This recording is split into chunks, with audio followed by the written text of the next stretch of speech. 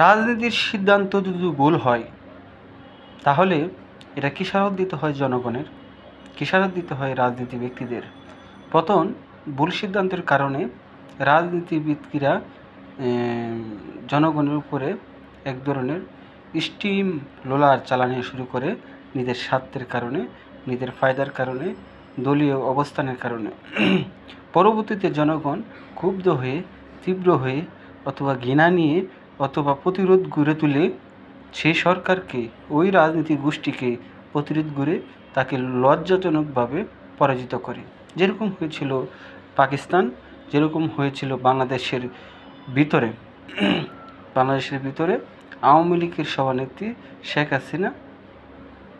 হাসিনা অথবা আওয়ামী লীগের সকল নেতাকর্মীরা লজ্জাজনক পরাজয় হয়েছে জনগণের মাধ্যমে। এই পৃথিবীতে যত রাষ্ট্রীয় ক্ষমতায় যারা লজ্জাজনক পরাজয় হয়েছে তারা একই পরিণত জনগণের উপরে যখন ভুল সিদ্ধান্ত চাপিয়ে দেয় তখন এটা তীব্র থেকে তীব্র হয়ে রাজনীতির ব্যক্তিদেরকে লজ্জাজনক পরাজয় করতে বাধ্য করে।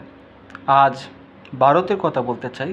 ভারত যেভাবে মুসলিম বিরোধী ষড়যন্ত্র করে যাচ্ছে, মুসলমানদেরকে হত্যা করতেছে, মসজিদ মাদ্রাসা ভাঙচুর করতেছে, অথবা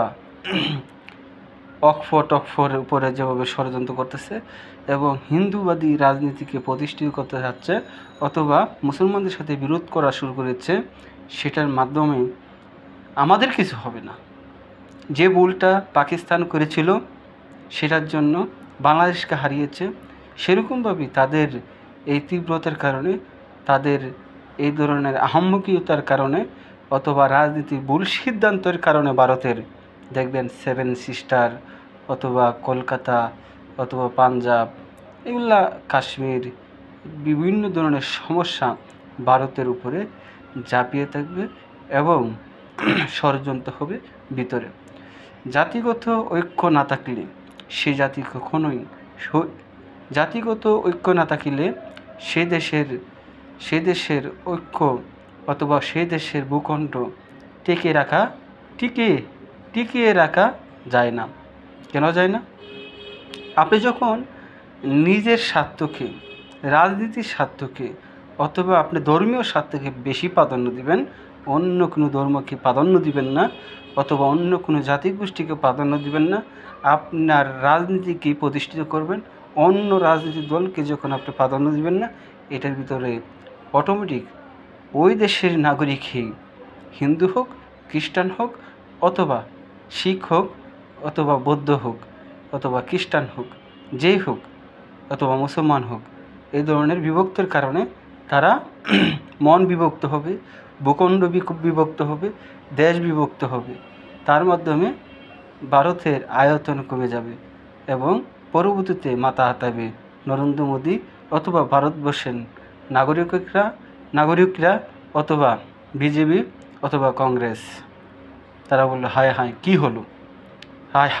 কী হলো, সেটা তখন বলে লাভ হবে না।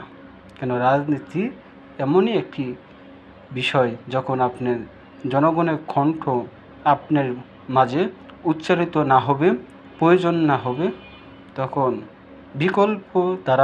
বিকল্প স্বপ্ন গড়ে উঠবে আপনার দেশের ভিতরে। সেটা মুসলমানরা ষড়যন্ত্র করলেই এটা হবে এটা না, এটা দেখবেন যে কোনো মানুষের দ্বারাতেই হতে পারে।